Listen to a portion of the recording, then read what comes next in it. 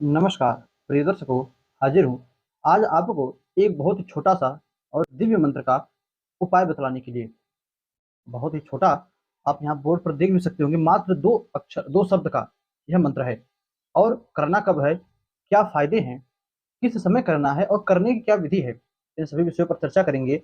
उसके पहले आपको बतला दे कि मात्र एक बार जब आप रात को बिस्तर पर सोने जाओ तो बिस्तर पर बैठकर इस उपाय को, इस विधि को करते हुए आपको सो जाना है या करके सो जाना है। फिर उसके बाद बिस्तर से नहीं उठना है। और रात में यदि मान लीजिए कोई उठता भी है तब उसके बाद करना है तो नहीं। आपने किया, सो गए, फिर रात में आप चाहे जब उठो, चाहे जितनी बार उठो, उससे कोई मतलब नहीं। हाँ, इसको करने के बाद एक बार नींद अवश्य लग जानी चाहिए। और देखिए, किंतु रात में जो सो रहे हैं उन्हीं के लिए यह उपाय है। अब कोई मैं सोचे कि नाइट ड्यूटी पर है और उस समय करें तो बिल्कुल यह प्रभावशाली नहीं होगा। जाओ और इस उपाय को करते हुए सो।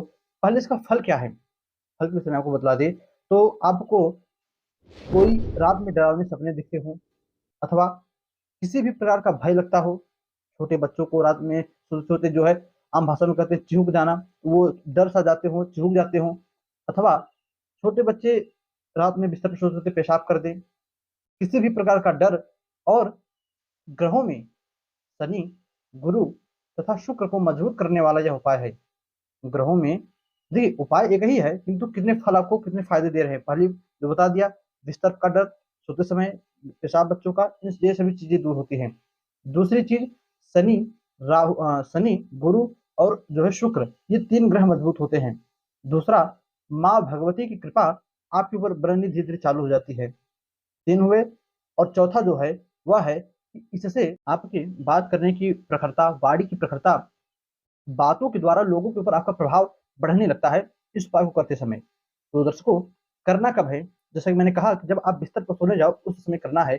हाँ, रात में आप 1 बजे 2 बजे सो और तब करो, कोई मतलब नहीं। इस उपाय को करने के बाद मोबाइल बगल में रखिए और सो जाइए। अब करना कैसे है, तो देखिए, सबसे पहले आपको अपना अंगूठा, तर्जनी और मध्यमा, यानी अंगूठे के बगल वाली पहली उंगली, पहली उंगली के बगल वाली दूसरी उंगली, इन तीनों को एक में जो है टच कराना है। मैं इन दोनों को दबा दे रहा हूँ, आप पास से देखिए। पहली उंगली, दूसरी उंगली और अंगूठा, इन तीनों को एक में बनाकर गोमुखी की तरह अपने माथे पर, जहाँ पर ये मैंने लाल टीका लगाया है, यहाँ पर रखना है।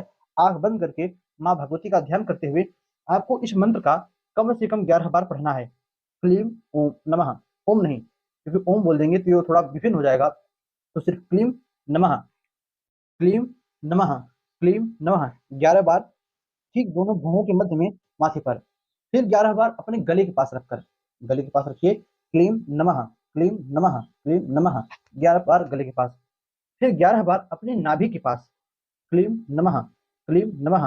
अब इसमें देखिए दो प्रकार के भेद मिलते हैं। दो जगह मैंने पढ़ा, उसमें एक जगह बतलाया गया पहले सर से स्टार्ट करें और दूसरी में बतलाया गया कि माथे से स्टार्ट करें। दर्शकों, एक रामेंदु संहिता करके ग्रंथ आता है, उसी में नीचे टिप्पणी में यह उपाय मुझे मिला। पहले रामेंदु संहिता में और दूसरा ब्रह्म वैवर्त पुराण में यह उपाय करके आता है। तो इन दोनों पुराणों के अंतर्गत ब्रह्म वैवर्त पुराण में माथे से बतलाया गया है कि माथे पर पहले 11 बार पढ़े, फिर सर पर, फिर माथे पर, फिर गले में, फिर नाभि पर। और जो रामेंदु संहिता है वहां पर पहले माथे से, फिर गले में, फिर नाभि पर, इन तीन जगह बतलाया गया है। तो आप माथे से भी करो या सर से करो, सर से या माथे से करो, दोनों में फायदा आपका ही है। और ब्रह्म वैवर्त पुराण में सबसे ज्यादा इसका जो उपाय, इसका जो प्रभाव बतलाया गया है वह आपके पूर्वाभास पर बतलाया गया है। इसको करने से कहा जाता है कि आपका पूर्वाभास बड़ा ही तेजी से सक्रिय होता है, एक्टिवेट होता है, जिससे कि आपको भविष्य में होने वाली घटनाओं का पहले ही पता चल जाता है। जैसे कि उदाहरण से आपको समझावें तो आप देखिए, कभी कभार हमको लगता है कि ये जो चीजें हो रही हैं ये मेरे साथ पहले हो चुकी हैं। कभी कभार कोई चीज आपके सामने घटित हो, आप कहीं जा रहे हो तो आपको लगता है कि अरे ये चीजें मैंने कहीं देखी हैं, ये मेरे साथ कभी घटित हो चुकी, भले ही आप उस जगह कभी ना गए रहो, भले ही वो घटना के साथ पहली बार हो रही हो। उसी को कहते हैं पूर्वाभास। तो जब वो हो रही होती है तब हमें पता चलता है। तो जब यही पूर्वाभास हमारा पूरी तरह से एक्टिवेट हो जाता है, पूरी तरह से सक्रिय हो जाता है, तब हमें पूरी तरह से विधिवत पहले ही याद हो जाता है कि आगे क्या होने वाला है। तो पूर्वाभास सबसे ज्यादा एक्टिवेट करता है। फिर दूसरा, जो ग्रहों की स्थिति बताई। अच्छा, अब ग्रहों की स्थिति क्यों, क्योंकि देखिए, रात में शनि जो है ज्यादा, क्योंकि पापक ग्रह है तो रात में शनि सबसे ज्यादा एक्टिवेट रहते हैं ग्रहों में। तो शनि के लिए पहली तर्जनी उंगली ली गई। फिर दूसरा, सुख भाव, गुरु को क्यों लिया गया, गुरु के लिए मध्यमा उंगली है। गुरु को इसलिए लिया गया, यदि आप काल पुरुष की कुंडली बनाओ तो कुंडली में जो 12वां भाव है वह शयन सुख का है, यानी जो सोते समय में जो सुख मिलता है, आनंद मिलती है, उसको 12वें भाव से जोड़ा गया है।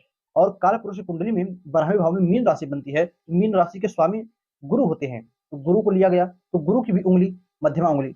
फिर शुक्र, शुक्र को क्यों लिया गया? क्योंकि उन्हें जो सुख मिलता है, किस चीज़ का सुख? सोने का सुख। हम जब सो रहे हैं, उसका जो सुख मिल रहा है, उस सुख का कारक शुक्र हैं। शुक्र अंगूठे के कारक हो गए, अंगूठे पर उनका प्रभाव रहता है और इस अंगूठे का जो ऊपरी भाग है, इसे शुक्र पर्वत भी कहा जाता है। पहली उँगली को शनि पर्वत और मध्यमा उँगली को, तर्जनी को शनि पर्वत, मध्यमा को जो है गुरु पर्वत। इस प्रकार जो है हस्तरेखा के ज्ञान में देखा जाता है। तो दर्शकों, इन 3 ग्रहों को विशेष कार्य लिया गया और जो है हमारा ये रामेंदु संहिता ये कहता है कि इसको करने से ये तीनों ग्रह भी बलवान होते हैं, मजबूत होते हैं। दर्शकों, जो भी प्रकरण था, जो भी विधि थी, जो भी नियम था, जो प्रभाव था, जो फल था, वो सब कुछ मैंने आपको बताया। और अ, एक गुरु जी से भी मैंने जो पढ़ा सो पढ़ा, इस पढ़ाई पर फिर एक गुरु जी से मैंने इस पे डिस्कस किया।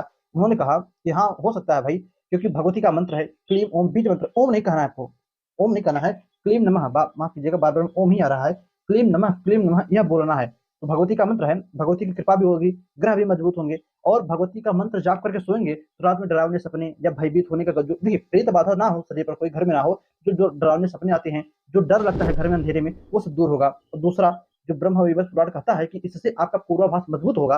पूर्वाभास भी मजबूत होने का पूरा की पूरा आप समझिए रिजल्ट देता है, पूर्वाभास आपका मजबूत होकर ही रहेगा। तो दर्शकों, इस उपाय को, इस विधि को आप कीजिए और करने के बाद 1 हफ्ते के अंदर आपको कैसा रिजल्ट मिलता है कमेंट करके हमें अवश्य बताइएगा। जैसे आपके एक कमेंट से इस विधि की, इस उपाय का जो है पुष्टि होती है। वैसे तो भाई हमारे पुराण, हमारे शास्त्र कह रहे हैं, तो गलत नहीं कह रहे होंगे। तो दर्शकों, बस आज के लिए इतना ही। इजाज़त दीजिए, पुनः आपसे मुलाकात होगी किसी नए वीडियो में, नए टॉपिक के, नए कार्यक्रम में। तब तक के लिए नमस्कार।